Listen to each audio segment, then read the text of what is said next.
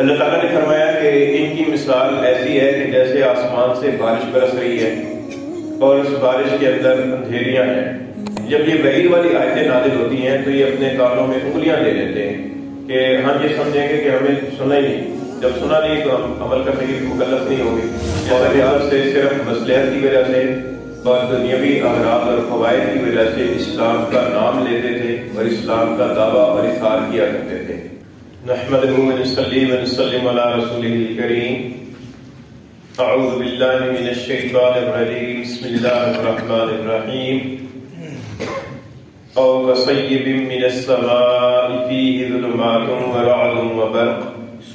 یجعلون اصابعهم فی آذانهم من الصواعق حذر الموت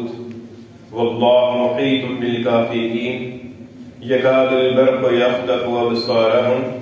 كلما أضاء لهم مشوا فيه وإذا أظلم عليهم قاموا ولو شاء الله لذهب بسمعهم وأبصارهم إن الله على كل شيء قدير صدق الله العلي العظيم۔ أو كصيب من السماء، یا آسمان سے برستی بارش کی سی ہے، فیہ ظلمات، جس میں اندھیریاں ہیں، ورعد، اور گرج ہے، وبرق، اور بجلی ہے، چمک ہے، یجعلون اصابعهم فی آذانہم، وہ ڈال لیتے ہیں اپنی انگلیاں اپنے کانوں میں، من الصواعق، کڑکوں کی آواز پر، حذر الموت، موت کے ڈر سے، واللہ محیط بالکافرین، اور اللہ کافروں کو گھیرا ڈالے ہوئے ہے۔ یکاد البرق، قریب ہے کہ بجلی، یخطف ابصارهم، اچک لے ان کی آنکھوں کو، کلما اضاء لهم مشوا فیہ، جب کبھی وہ ان کے لیے روشن کرتی ہے وہ اس میں چل پڑتے ہیں، وَإِذَا أَظْلَمَ عَلَيْهِمْ، اور جب ان پر اندھیرا آ جاتا ہے، قاموا، کھڑے رہ جاتے ہیں، وَلَوْ شَاءَ اللَّهُ، اور اگر اللہ چاہتا، لَذَهَبَ بِسَمْعِهِمْ وَأَبْصَارِهِمْ، تو البتہ لے جاتا ان کی سنوائی کو اور ان کی بینائی کو، ان کے کانوں کو اور ان کی آنکھوں کو۔ ان اللہ علی کل شیء قدیر، بے شک اللہ ہر چیز پر قادر ہے۔ پچھلی دو آیات کریمہ میں اللہ تعالیٰ نے منافقین کے ایک گروہ کی مثال بیان فرمائی تھی، اور ان دو آیات کریمہ کے اندر منافقین کے دوسرے گروہ کی مثال ہے۔ منافقین بنیادی طور پر دو طرح کے تھے۔ بعض منافق وہ تھے کہ جو دل سے پکے کافر تھے اور اوپر سے صرف مصلحت کی وجہ سے اور دنیاوی اغراض اور فوائد کی وجہ سے اسلام کا نام لیتے تھے اور اسلام کا دعویٰ اور اظہار کیا کرتے تھے۔ اور دوسرے منافق بعض وہ تھے کہ جن کے دل میں کفر پکا نہیں تھا، ان کے دل میں تذبذب تھا، شک تھا، اور انہیں سمجھ نہیں آتی تھی۔ بعض اوقات وہ دیکھتے تھے کہ مسلمانوں کو ظاہری اعتبار سے فتح اور کامیابی حاصل ہو رہی ہے، اور اسلام کی کوئی ظاہری اور مادی نعمت دیکھتے تھے جو اسلام کے نتیجے میں مسلمانوں کو حاصل ہوتی ہے، تو اس کے نتیجے کے اندر پھر اسلام کی طرف مائل ہو جاتے تھے۔ اور پھر جب دیکھتے تھے کہ اسلام کے اندر تو احکام بڑے سخت ہیں، جہاد کا حکم ہے، ہجرت کا حکم ہے، اور اپنے اسلام لانے کے نتیجے کے اندر اپنے اہل خانہ سے مخالفت بول لینا پڑے گی، اس طرح کی مشکلات کو، مشکل احکام کو دیکھ کر پھر پیچھے رک جاتے تھے، پھر اسلام کی قبول کرنے سے رکتے تھے۔ یہ جو دو آیات کریمہ ہیں، ان میں اس دوسرے گروہ کی مثال بیان فرمائی ہے کہ جو کفر کی پر پکے نہیں تھے، تذبذب کے اندر مبتلا تھے، کبھی اسلام کی طرف مائل ہو جاتے تھے اور کبھی پھر اسلام کے قبول کرنے سے رک جاتے تھے۔ اللہ تعالیٰ نے فرمایا کہ ان کی مثال ایسی ہے کہ جیسے آسمان سے بارش برس رہی ہے اور اس بارش کے اندر اندھیریاں ہیں۔ ایک تو اندھیرا رات کا اندھیرا ہے، دوسرا بادلوں کا اندھیرا ہے، اور تیسرا بارش کا اندھیرا ہے، اور ورعد، اور اس کے اندر گرج بھی ہے، یعنی بادل جیسے گرجتے ہیں زور زور سے، تو یہ زور کی آواز بادلوں کی، گرج کی بھی ہے۔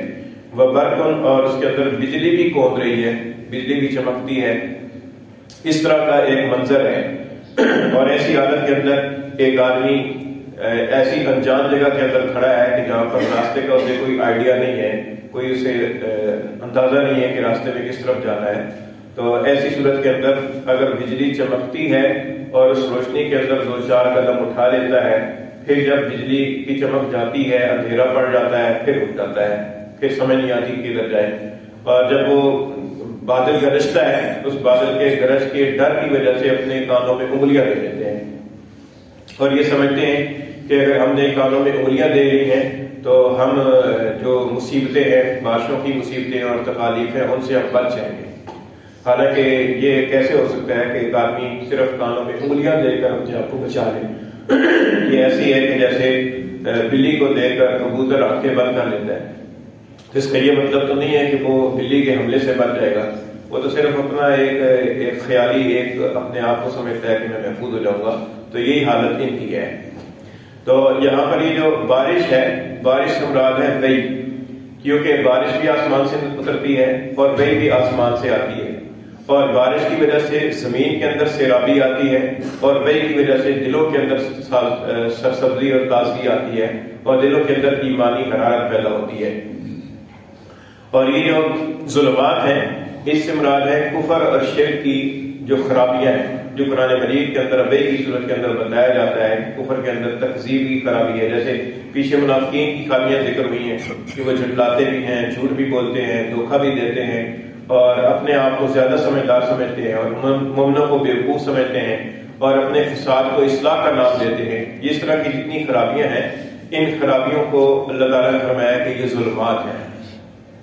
اور یہ جو رات ہے، گرج، اس گرج سے مراد ہے اللہ تعالیٰ کی نافرمانی کی پر آنے والی وعیدوں کا بیان۔ کہ اللہ تعالیٰ کی نافرمانی کریں گے تو یہ عذاب ہوگا، یہ عذاب ہوگا۔ یہ جو قرآن مجید کے اندر بیان کیا گیا ہے، اس سے مراد ہے رات۔ اور یہ جو برق ہے، بجلی، اور اس سے مراد ہے اہل حق کے لیے اللہ تعالیٰ نے جو وحی کے اندر انعامات بیان فرمائے ہیں کہ اگر تم اللہ تعالیٰ کی جو ہے نا وہ اطاعت کرو گے تو دنیا کے اندر تمہارے لیے رزق کے اندر خوشحالی اور برکت ہوگی، اور جنت کے اندر یہ نعمتیں ہوں گی۔ اس کو اللہ تعالیٰ نے برق فرمایا۔ تو یہ فرمایا کہ یہ وحی کی بارش برستی ہے آسمان سے، اور یہ دلوں کو سیراب کرتی ہے،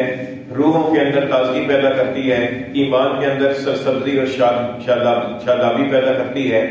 تو اس کے ساتھ ساتھ اس وحی کے اندر جو کفر اور شرک کی خرابیاں ہیں وہ بھی موجود ہیں، اور اس کے اندر کفر اور شرک کرنے اور گناہ کرنے کی پر وعیدیں بھی موجود ہیں، اور اس کے اندر نیک اعمال اور اللہ کے احکام کی پر عمل کرنے کی ایک چمک بھی موجود ہے۔ تو جب یہ وعید والی آیتیں نازل ہوتی ہیں تو یہ اپنے کانوں میں انگلیاں لے لیتے ہیں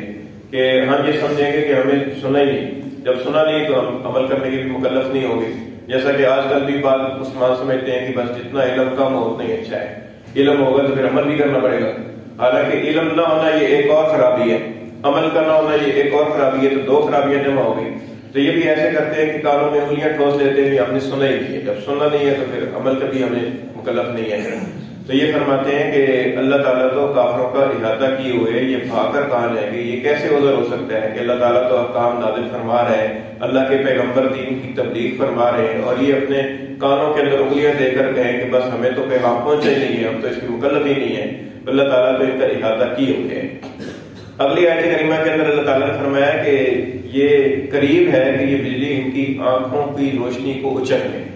یعنی اتنی وہ اللہ تعالیٰ کی طرف سے یہ اتنی چمک اور اتنی فتح اور کامیابی اسلام کو مل رہی ہے کہ یہ ایمان جو منافقین ہیں کہ جن کو اسلام کی اور ایمان کی فتح اور کامیابی کو اچھا نہیں سمجھتے، تو قریب ہے کہ یہ ان کی جو اندر کی بصیرت ہے، جو سمجھ بوجھ ہے، اللہ تعالیٰ اسی کو اچک لے، یعنی اتنے یہ مدہوش ہو جائیں اور اتنے یہ حسد کے اندر آگے چلے جائیں کہ اس کے نتیجے کے اندر اسلام کی جو اسلام پھیلتا چلا جائے، اس کے نتیجے کے اندر ان کی جو بصیرت اور سوجھ بوجھ ہے وہ ختم ہوتی چلی جائے۔ کلما اضاء لهم مشوا فیہ، جب کبھی یہ ایمان کی روشنی ان کے سامنے چمکتی ہے اور ان کو نظر آتا ہے کہ اللہ کے رسول کا یہ معجزہ ہے کہ اللہ کے رسول کو فلاں جگہ پر مسلمانوں کو فتح اور مال غنیمت حاصل ہوا ہے، تو یہ اسلام کی طرف چل پڑتے ہیں۔ وَإِذَا أَسْلَمَ عَلَيْهِمْ قَامُوا، اور جب کوئی مشکل حکم نازل ہوتا ہے، اس حکم کی پر بھی عمل کرنا ہے اور وقت کو مشکل لگتا ہے، تو یہ بس ادھر ہی ٹھہر جاتے ہیں کہ نہیں، اسلام نہیں قبول کرنا۔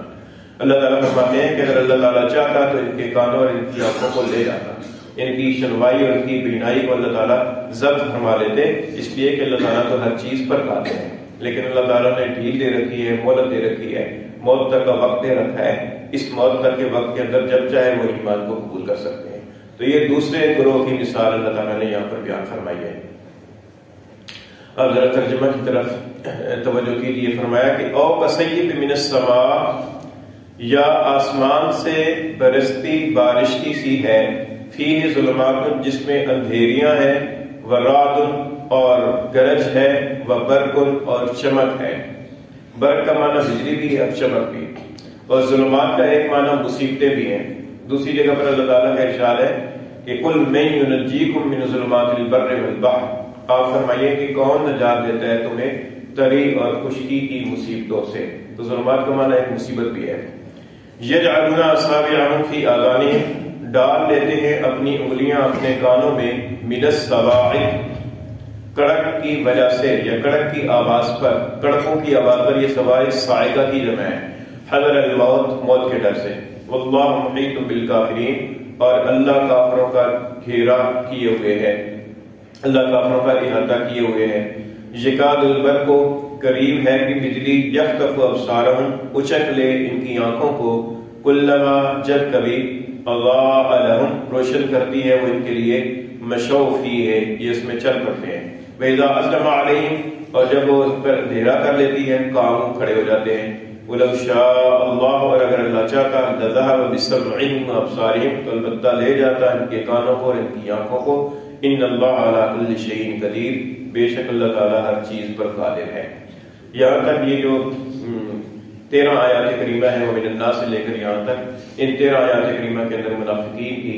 خامیوں کا اور ان کی کمزوریوں کا اللہ تعالیٰ نے ذکر فرمایا ہے، اور اس کے اندر عقیدے کے منافق بھی شامل ہیں اور کردار کے منافق بھی شامل ہیں۔ تو ہمیں اپنے اپنے کردار پر نظر کرنی چاہیے کہ ہمارے کردار میں کوئی منافقانہ خصلت نہیں ہونی چاہیے، اگر ہے تو اس کو دور کرنے کی کوشش کرنی چاہیے۔